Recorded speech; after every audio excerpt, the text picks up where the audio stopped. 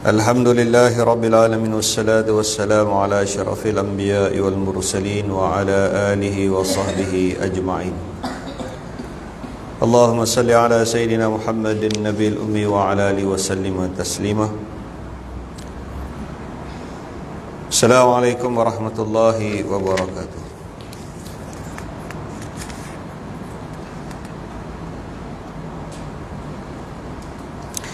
Jadi alhamdulillah tuan-tuan yang dirahmati oleh Allah Subhanahu wa taala. Malam ni kita sambung semula pembacaan kitab ini. Kita dalam bab yang ke-17, iaitu babun ma jaa fi sifati mighfari Rasulillah sallallahu alaihi wasallam. Iaitu suatu bab yang datang untuk menyatakan tentang izar, seluar ataupun kain sarung yang dimiliki dan dipakai oleh baginda Rasulullah sallallahu alaihi wasallam. Sambungan dia. Sayyidina Abi Bardah ibni Musa Al-Asy'ari radhiyallahu anhu menceritakan, Ummahatul Mukminin Sayyidatina Aisyah radhiyallahu anha telah tunjuk kepada kami sehelai pakaian yang bertampal dan sehelai kain sarung tebal yang kasar.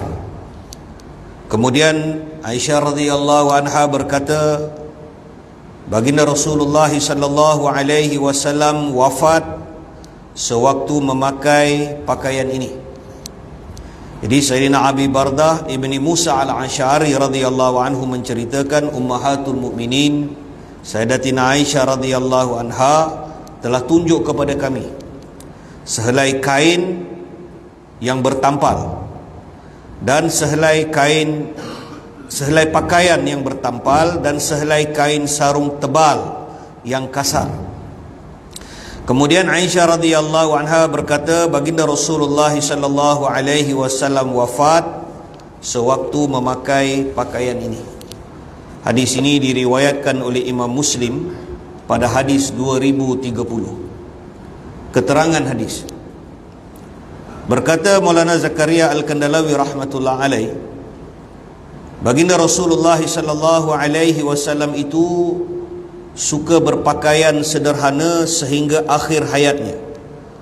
Sungguh pun umumnya taraf hidup mereka pada waktu itu telah meningkat selepas berakhirnya peperangan Khaybar dan selepas penaklukan Khaybar.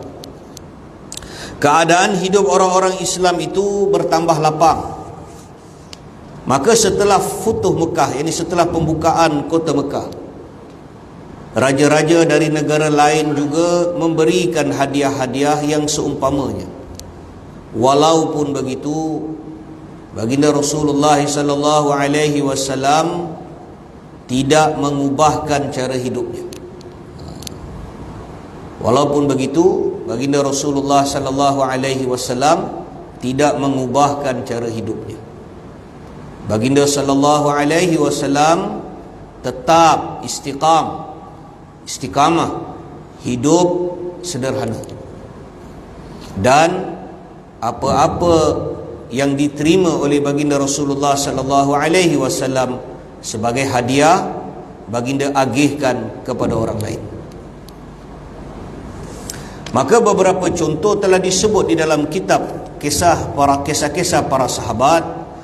Berkata Al-Imam An-Nawawi rahmatullah alaih, beliau berkata hadis ini serta yang lain-lain yang menunjukkan baginda sallallahu alaihi wasallam itu amat mencintai kehidupan akhirat dan baginda menjauhi kemewahan hidup di dunia ini. Kain kasar dan tebal membuatkan seseorang pemakainya merasa rendah diri, manakala pakaian yang halus dan indah itu mempengaruhi si pemakai sehingga ia merasa hebat dan dia merasa bangga. Telah berkata guruku, Maulana Zakaria rahmatullah alaih berkata, telah berkata guruku, Hadrat Maulana Hakim Jamiluddin Naghinwi Ad-Dahlawi rahmatullah alaih. Beliau menceritakan kisah tentang Hadrat Maulana Rashid Ahmad Gangohi. Ketika Maulana Rashid Ahmad Gangohi rahmatullah alaih menunaikan fardu haji, dan tatkala beliau sedang mengerjakan tawaf, seorang ulama yang buta duduk di luar mataf, duduk di luar kawasan haram, kawasan tawaf. Seorang ulama yang buta sedang duduk di luar mataf. Apabila Maulana Rashid Ahmad Gangohi rahmatullah alaih melintasi ulama buta ini, maka ulama yang buta ini telah bertutur, telah berkata kepada Maulana Rashid Ahmad Gangohi dengan suara yang perlahan, pakailah pakaian para salihin, pakailah pakaian para salihin. Setelah selesai tawaf, Maulana Rashid Ahmad Gangohi rahmatullah alaih telah pergi ke sudut di mana orang buta itu sedang duduk, dan beliau terdengar dia menyebut kashin, kasar, yang bermaksud pakaian pilihan para salihin diperbuat daripada bahan yang kasar. Baginda Rasulullah sallallahu alaihi wasallam itu lazim memakai pakaian daripada kain yang kasar. Terdapat juga bukti demi kebaikan agama jika ada. Baginda sallallahu alaihi wasallam kadangkala memakai pakaian dari kain yang baik dan halus juga. Namun biasanya Baginda sallallahu alaihi wasallam jarang memakai pakaian dari kain yang mahal, juga dari kain yang halus dan bermutu. Jadi tuan-tuan yang dirahmati oleh Allah Subhanahu wa taala, hadis yang pertama dalam bab izar ataupun kain sarung yang dimiliki oleh Baginda sallallahu alaihi wasallam. Jadi hadis yang pertama ini riwayat Abi Barda Abu Musa al-Asy'ari radhiyallahu anhu. Abu Musa mengatakan Ummahatul Mukminin Sayyidatina Aisyah radhiyallahu anha telah tunjuk kepada kami sehelai kain yang bertampal, mana sehelai pakaian, bukan kain, sehelai pakaian, baju yang Nabi pakai, dan baju itu ada kesan tampalan, maknanya koyak, ada kain lebihan dan dijahit. Di zaman Nabi sallallahu alaihi wasallam, pakaian yang bertampal ini ada dua, sama ada dia tampal dengan kain ataupun dia tampal dengan kulit. Jadi pakaian yang bertampal, dan Nabi juga memakai izar, kami pakai kain sarung. Nabi pakai kain sarung, tapi kain sarung itu tebal dan kain itu kasar. Kemudian bagi Aisyah radhiyallahu berkata, kalau kalian nak tahu, Baginda Rasulullah sallallahu alaihi wasallam wafat, Nabi meninggal dunia, Nabi habis nyawa dia. Di kala itu Nabi memakai pakaian ni. Pasal apa Aisyah riwayatkan hadis ni? Sebab Nabi sallallahu alaihi wasallam itu wafat dalam rumah Aisyah. Nabi wafat dalam rumah Aisyah.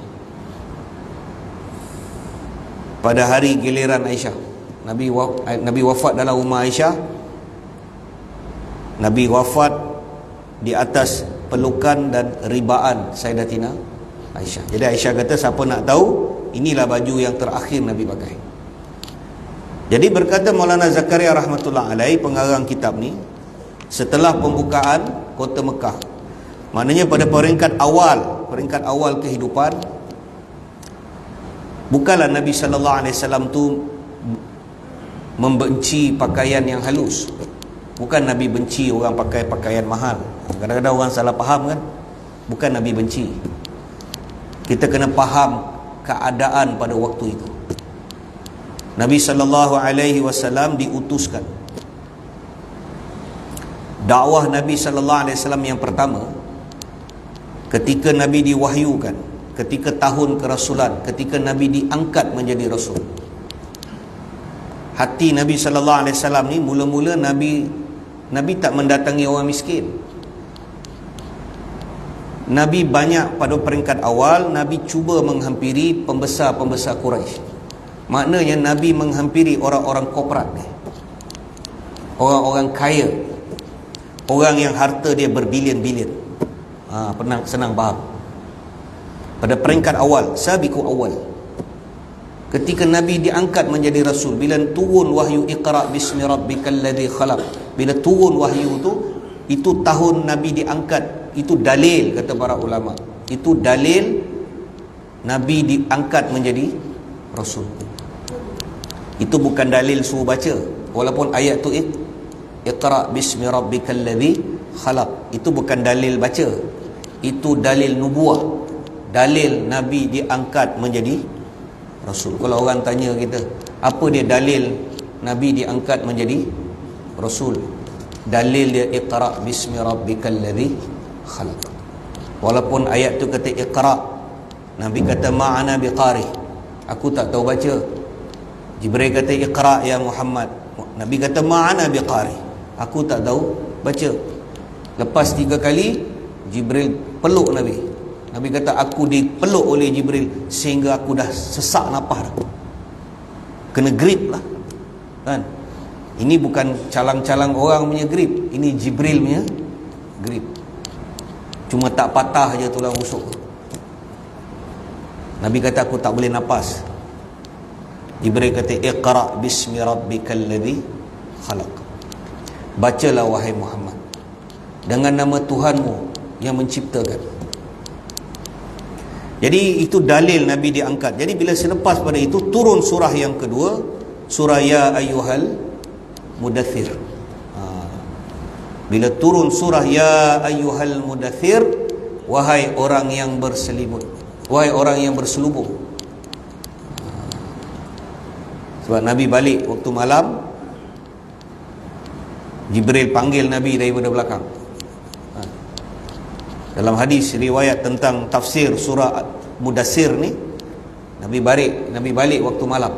Nabi jalan waktu malam yang kelap di celah-celah batu.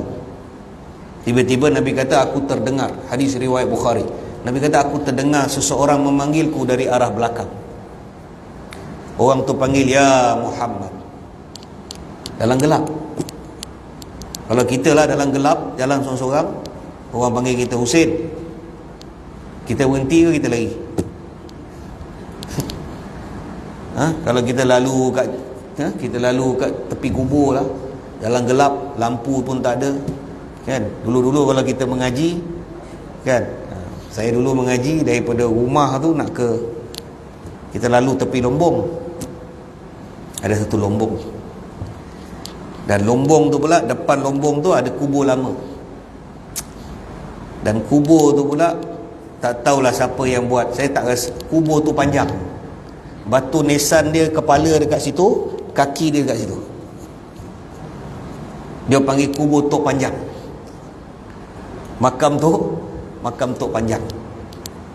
Jadi kita mengaji dulu, guru saya yang ajar mengaji tu, sebulan sekali dia suruh kita budak-budak mengaji pergi kat kubur tu. Kubur tu dengan rumah tu dekat, dia suruh bersihkan.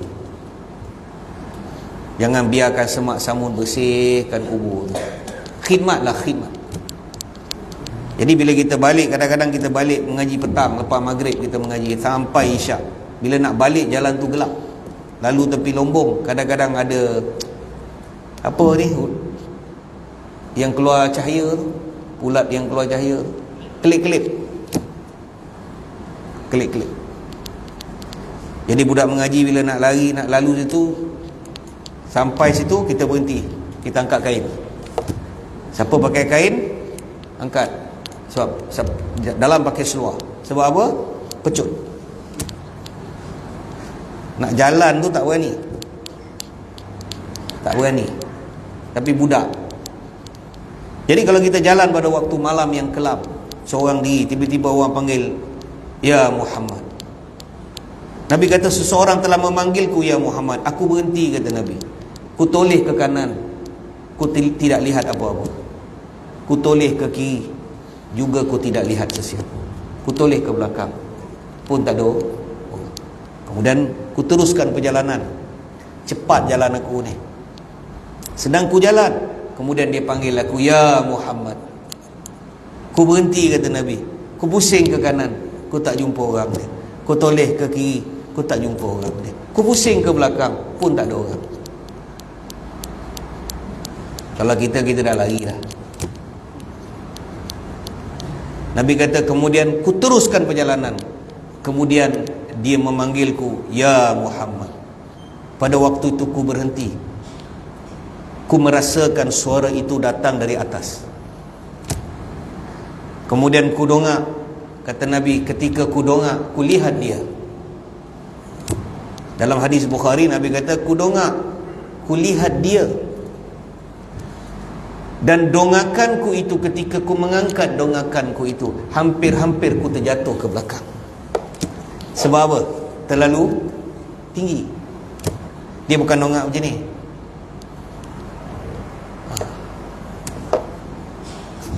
Dia bukan macam ni.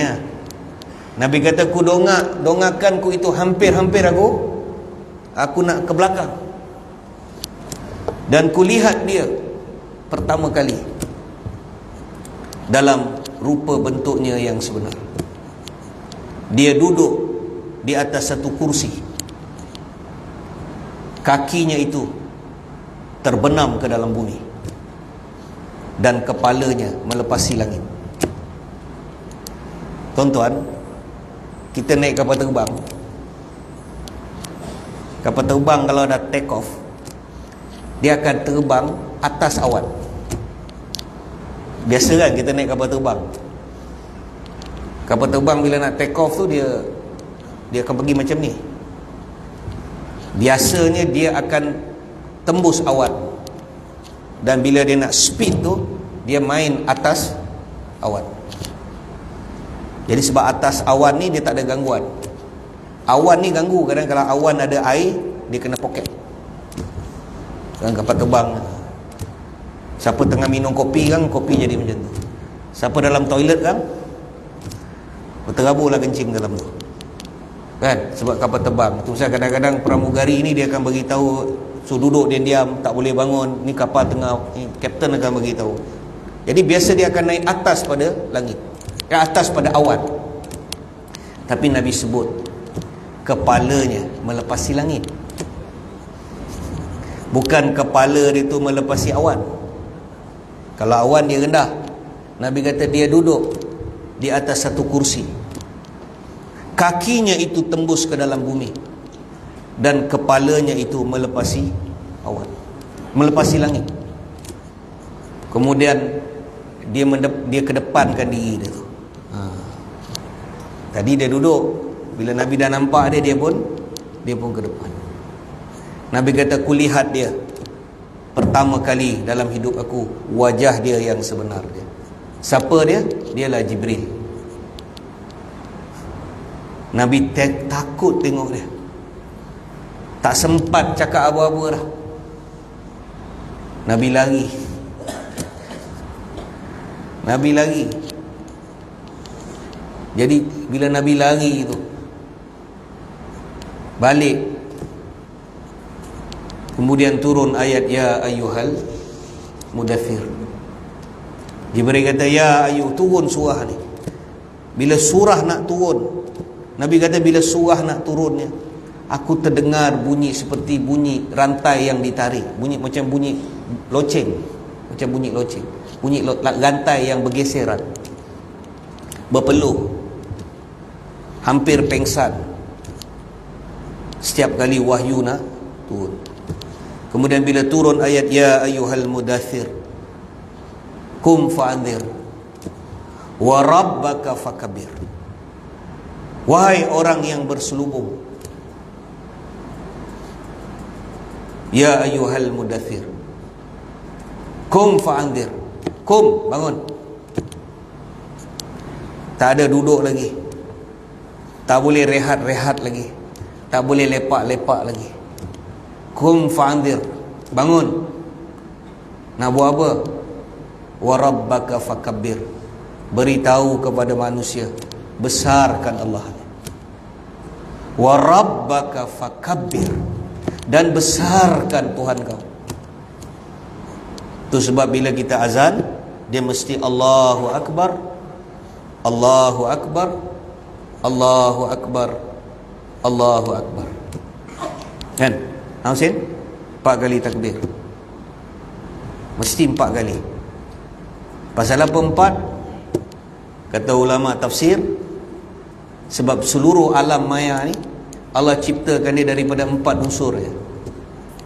Air, api, angin dan tanah, bumi. 4 unsur ni lah bumi alam maya ni. Air, api, angin, tanah. Jadi semua urusan hidup kita ni mesti ada kaitan dengan 4 ni. Maknanya Allah nak beritahu orang yang hidup bergelumang dengan tanah, bila azan berhenti, tinggalkan urusan tanah kau. Orang yang berkaitan dengan udara ni, yang bernafas ni, setiap orang Islam yang bernafas, kalau Allah berhentikan nafas tu, mati kita. Bukan mati, kojol kita. Bayang tengok orang dekat hospital tu, kalau dia pakai oksigen, kita pergi, kita picit getah tu. Dia tengah pakai oksigen. Satu orang yang kaya, harta berbilion-bilion, bila nak mati pakai oksigen. Kita pergi ziarah dia, diam-diam tu kita tekan wire tu, getah tu, kita tengok apa jadi dia, mengulupur dia. Nilai satu nafas, tuan-tuan. Ketika dia nak mati, dia berkeinginan untuk sedut nafas yang terakhir. Ulama beritahu, kalaulah dia memiliki harta seluruh dunia dan isi dia, nescaya dia akan beli satu nafas tu. Tuan-tuan percaya tak? Kalau dia waktu nak mati tu, nafas dia tu, nak tarik nafas tu, yang terakhir tu, kalau dia memiliki dunia ni, dia nak beli lagi nafas ni, dia akan habiskan duit dia. Jadi setiap manusia yang bernafas ni, yang perlukan udara, Allah kata berhenti, tunduk pada aku. Setiap urusan yang berkaitan dengan api, setiap orang yang berurusan dengan air, semua perlu air. Mana ada orang tak perlu air? Sendayan tak ada air, huru-hara orang sendayan. Semua orang dia marah, kerajaan dia marah, itu marah. Air tak ada. Cuba kita tak ada air, sehari kita boleh tahan, 2 hari tangki air dah habis dah. Masuk hari ketiga kita dah menjerit kat tengah jalan. Air. Jadi 4 unsur ni Allah kata, bila azan 4 kali takbir. Jadi Nabi lihat Jibril tu pertama kali tu, Nabi hampir jatuh. Dia kata, ya ayyuhal mudaththir kum fa'anzir wa rabbaka fakabbir. Allah perintahkan Nabi, dah tak boleh, tak ada rehat lagi dah, tak ada tidur panjang, tak ada nak lepak-lepak, tak ada. Kau kena bangun, kau kena sampaikan kepada manusia, beritahu kepada wa rabbaka fakabbir, besarnya Allah tu. Allah maha besar. Allah सबसे बड़ा है. उर्दू कहता है अल्लाह सबसे बड़ा है, मखलूक कुछ नहीं. अल्लाह ने आसमान को बनाया, अल्लाह ने सुरात को बनाया, अल्लाह ने 7 ज़मीन और 7 आसमान को बनाया. Allah maha besar. Tak ada satu orang pun yang sebesar Allah, tak ada satu makhluk pun yang sebesar Allah. Allah yang ciptakan 7 petala langit, Allah yang ciptakan 7 lapisan bumi. Jadi Nabi diperintahkan, selepas turun ayat, selepas ayat itu turun, dalil untuk menjalankan kerja nubuah. Nabi dah tahu kerja tu berat.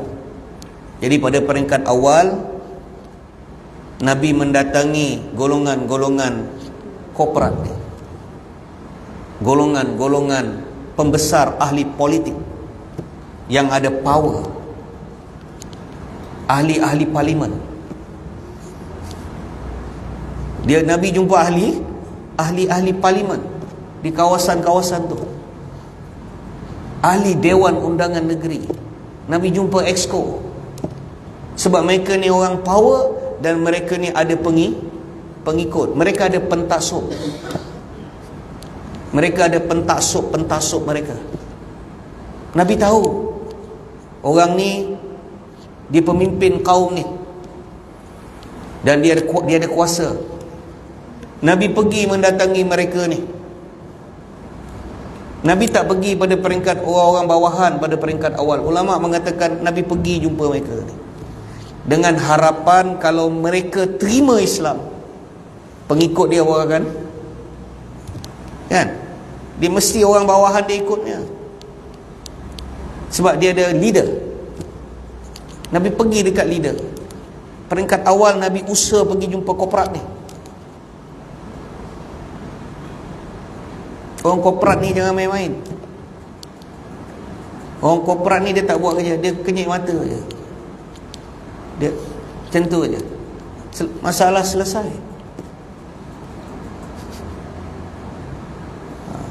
Saya jumpa dulu satu orang korporat ni. Memang kaya betul lah.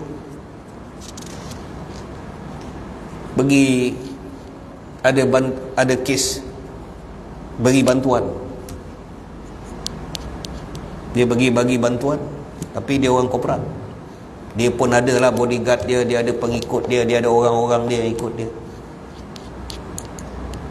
Bila nak bagi bantuan, rumah roboh, rumah rosak, dia tak cakap pun. Dia tunjuk, dia buat macam ni je. Dia buat macam ni je. Besok pagi tu JCB datang. Power tak korporat tu? Power, very power. Orang kaya ni, orang hebat ni dia tak banyak cakap. Yang banyak cakap ni tak kaya. Orang kaya yang hebat-hebat dia tak banyak cakap. Dia signal aja. Kalau dia sign tu, dia ada 2 sign. Dia ada 2 sign. Yang faham sign tu setiausaha dia aja. Kalau dia sign sengit ke kanan, maknanya jangan layan orang ni. Kalau borang tu masuk, dia sign dia pergi ke kanan, maknanya permohonan ni tolak. Kalau dia sign pergi kiri, maknanya pertimbangkan permohonan ni. Jadi hebat. Nabi telah pergi mendatangi orang korporat ni. Nabi tahu kalau mereka terima Islam, dakwah jadi senang. Tetapi apa yang Nabi fikir pada waktu tu bertentangan dengan kehendak Allah Ta'ala. Nabi ingat macam tu, tapi akhirnya keadaan tu susah. Tak ada satu pun orang korporat yang terima Nabi. Majoriti tolak Nabi, malah hina Nabi. Katakan Nabi itu gila, Muhammad itu majnun, dia gila. Di kalangan ahli keluarga, Abu Bakar radhiyallahu yang terima Islam, Ali radhiyallahu terima Islam. Kemudian Nabi rasa sedih. Kemudian Nabi downgrade, Nabi turun bawah. Nabi mula mendatangi fuqara wal masakin. Nabi mula pergi ke orang miskin. Bila sampai orang miskin, nak buat dakwah di kalangan orang miskin, Nabi kena bawa diri dia bawah. Nabi kena bring down dia punya diri tu. Sebab apa? Dakwah di kalangan fuqara wal masakin, orang miskin. Dan Nabi hidup bersama mereka. Dan dakwah Nabi sallallahu alaihi wasallam bila di kalangan orang fuqara wal masakin, Allah mula bukakan jalan hidayat. Akhirnya Allah tunjukkan kepada Nabi, orang yang mula-mula menerima Islam tu majoriti orang fuqara dan miskin, orang fakir dan miskin. Mereka mula terima. Jadi pada peringkat awal Nabi telah hidup bersama mereka ni. Nabi telah bawa kehidupan, hidup sebagai orang yang paling rendah hidup dia. tanpa Nabi menghina orang-orang yang memakai pakaian yang Nabi tak marah. Di kalangan sahabat ada Uthman ibni Affan, kaya. Dia ada Abdul Rahman ibni Auf, lagi kaya. Nabi tak hina orang kaya, tetapi Nabi usaha atas hati mereka supaya bila mereka beriman, Nabi biarkan kekayaan dia. Dan Nabi kata, semoga Allah merahmati orang kaya yang soleh. Jadi orang Islam mau jadi kaya, jangan orang Islam duduk jadi miskin. Usahalah jadi kaya, usahalah. Tetapi Nabi sebut semoga Allah merahmati. Nabi kata alangkah baiknya jika harta kekayaan itu berada di tangan orang-orang yang saleh. Makna Nabi kata kalaulah orang kaya tu soleh, best. Dia soleh dan dia kaya, jadi dia gunakan seluruh harta. Dan Nabi telah melakukan dakwah ni. Jadi dalam kitab ni, setelah Fatah Mekah, maka raja-raja dari seluruh negeri pun pada waktu itu, sama ada yang Islam maupun yang bukan Islam, mereka telah menghadiahkan hadiah-hadiah kepada Nabi. Mereka beri pakaian-pakaian yang mahal. Tetapi Nabi terima hadiah itu dan tidak mengubahkan cara hidup Nabi. Tuan-tuan kena ingat ni, ini sebenarnya pengajaran untuk saya dan tuan-tuan. Kita ni tuan-tuan, hidup kita ni daripada awal tak pernah senang. Melainkan mak bapak kita ni lahir kaya. Saya rasa majoriti kita ni lahir keluarga tak kaya.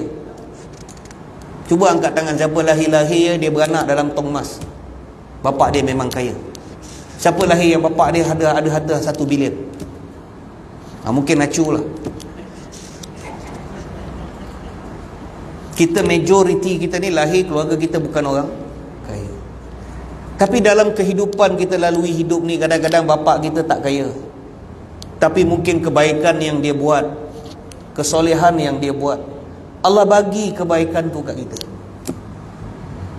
Mungkin doa mak bapak kita masa dia hidup, dia doa untuk kita, kita mana tahu. Mungkin dia minta dengan Allah, ya Allah senangkanlah hidup anakku ni. Jadi bila kita sampai satu waktu, umur kita 20-an, 25, 30, kadang-kadang kita meniaga pun jadi tak jadi. Kan kerja untung, kerja rugi, macam susah je. Hutang pun banyak. Apa meniaga pun buat itu tak jadi, buat ini tak jadi. Tapi usahalah juga. Tapi kadang-kadang lepas puluh-puluh tahun, kadang umur dah 45, 50, tiba-tiba Allah bagi kita satu meniaga, pum, niaga tu jadi pula. Allah bukakan khazanah rezeki untuk kita. Baru datang kesenangan. Boleh beli rumah, boleh beli kereta, tak cukup satu rumah, beli 2 rumah, 3 rumah, 2 kereta, 3 kereta. Nampak kesenangan tu. Kesenangan itu kita pun nampak, orang keliling kita pun nampak. Tapi kata para ulama, kalaulah kita boleh tahan diri kita dengan kesenangan yang datang itu tanpa kita mengubah hidup kita, maksudnya kita mengambil jalan sederhana, wasata, kita ambil jalan pertengahan. Tu sebab tuan-tuan tengok, kebanyakan orang yang dah kaya jatuh ni, majoriti yang saya jumpa kaya tiba-tiba collapse.